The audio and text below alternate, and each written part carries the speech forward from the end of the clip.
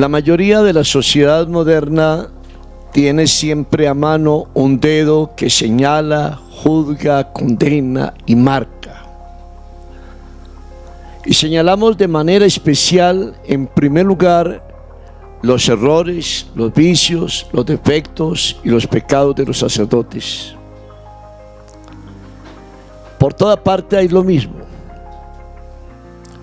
Y se les olvida lo que está escrito en la carta a los hebreos que acabamos de escuchar.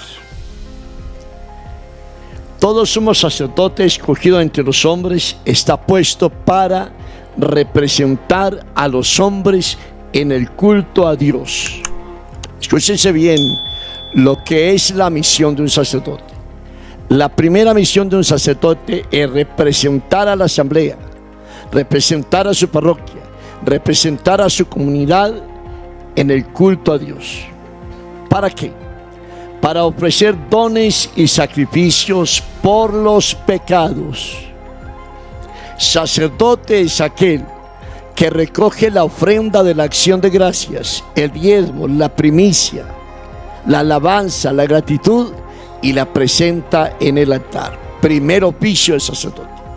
Segundo oficio, misión, tarea del sacerdote: recoger los sacrificios, las penitencias, los esfuerzos y la miseria humana y también presentarla en el altar.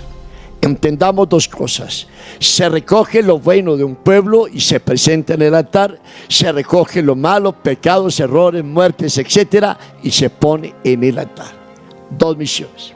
Pero además dice lo siguiente: Él puede comprender a los ignorantes y extraviados, porque también Él, el sacerdote, es sujeto a la debilidad humana.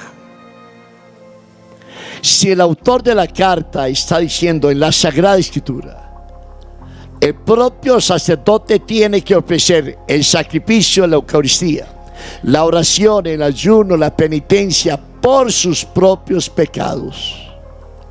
El sacerdote que diga que no tenga pecado es un mentiroso. Por eso nosotros partimos de esto. A causa de esa debilidad tiene que ofrecer sacrificios por sus propios pecados como por los del pueblo. Yo no entendería el dolor, el problema, la satanización del mundo si no entiendo mi falta de trabajo, mi falta de vocación, mi falta de sacrificio, mi falta de tiempo para Dios. Si yo no entiendo eso, no voy a entender la debilidad del pueblo. Uno le preguntaría a la iglesia de Pasto, le preguntaría donde hay carnavales, eso va de pueblo en pueblo, ¿dónde estaba la acción del profeta para aclararle al pueblo dónde estaba Dios? ¿De qué sirvieron las novenas de Navidad tan elegantes, tan bonitas, si al 28 de diciembre ya estaban en carnaval? ¿Por qué la sociedad y la cultura de Pasto, en este caso, por qué no fueron capaces de hacer una observación? ¿Por qué se satanizan los carnavales?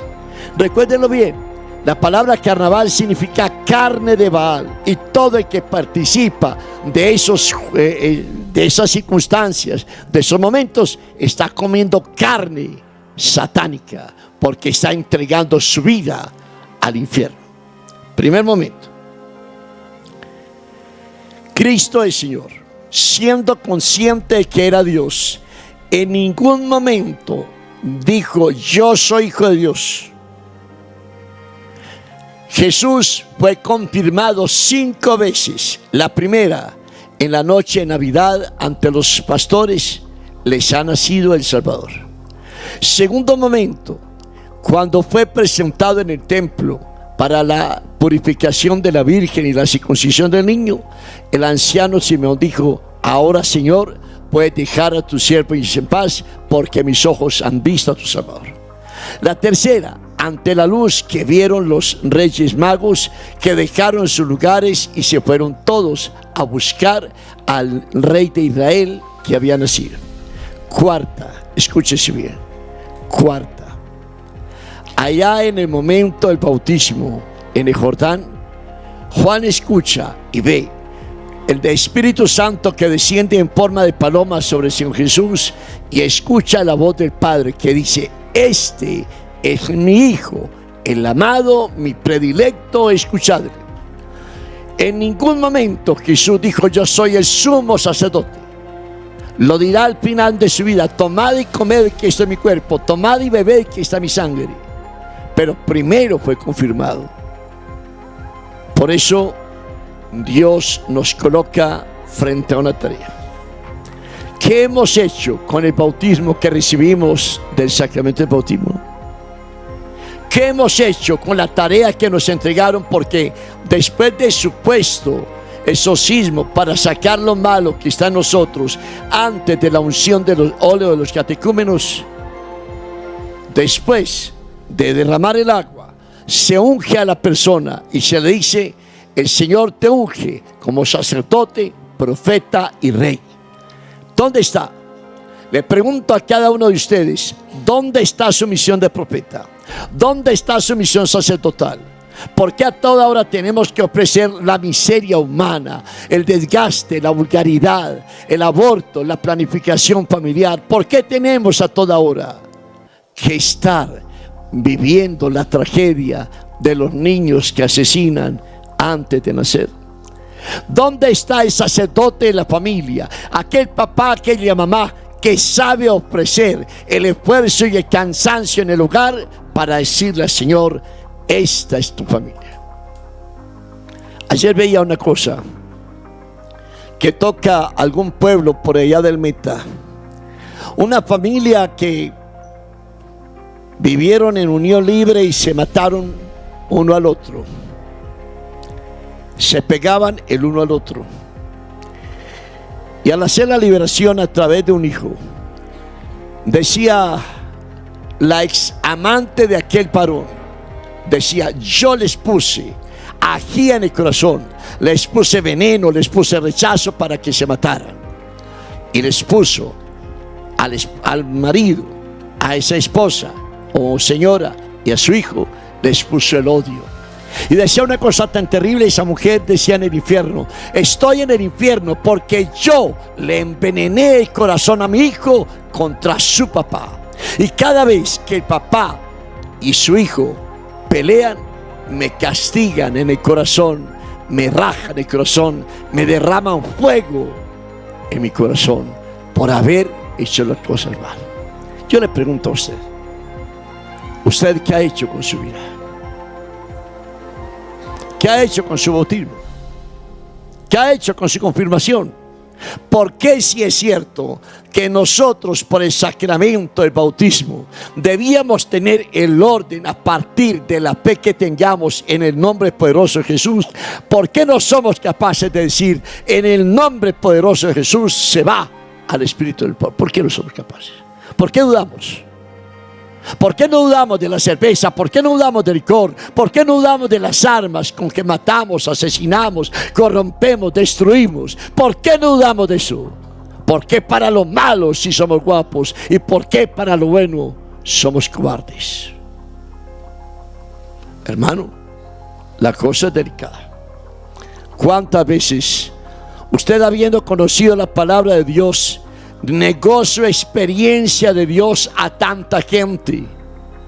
Algunos de ustedes pudieron hacer un buen testimonio, y algunos por ustedes dejaron al menos de beber el 24 y el 31 y en carnavales. Qué bueno, pero ¿por qué no lo hicimos todos? ¿Por qué tenemos esa cara de cansancio, de recién fusilados? ¿Por qué no tenemos la cara de la esperanza después de subir a esa penitencia a la cruz? ¿Por qué no? Porque nos falta el coraje y la fuerza del Espíritu Santo que nos hace decir: Abba, Padre. Que cada uno sea capaz de tomar en serio la vida, cambia o cambia. Reconocer el pecado es de santos. Reconocer la miseria personal es de santos. Por eso ellos hacían ayuno, y por eso los apóstoles los martirizaron de la forma más cruel que usted puede imaginarse. Esta semana, por allá en los llanos orientales, asesinaron a 2 sacerdotes. Los torturaron sencillamente porque hablaron de Dios en medio de la guerra. ¿Usted cuándo está dispuesto a poner la cara por su liberación?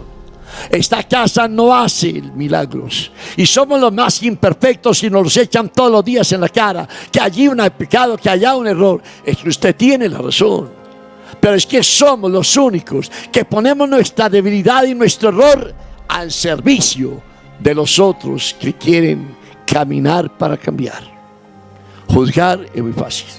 Por eso a los que llegan a la penitencia no esperan encontrar en esta casa un santo o santos. Al contrario, la contaminación con ustedes mismos nos hace imperfectos. La habladuría, la falta de oración, la falta de sacrificio nos va a hacer imperfectos. ¿Cuántos de los que a la hora de morir escribieron un mensaje y me decían: Padre, pido perdón porque no hice la voluntad de Dios? ¿Usted ha hecho la voluntad de Dios o la del infierno? El que pueda entender, que entienda. Si deseas ayudar con tu donación a las obras del Padre Guillermo y de la Fundación Monte Alvernia, puedes enviar tu aporte con los siguientes datos.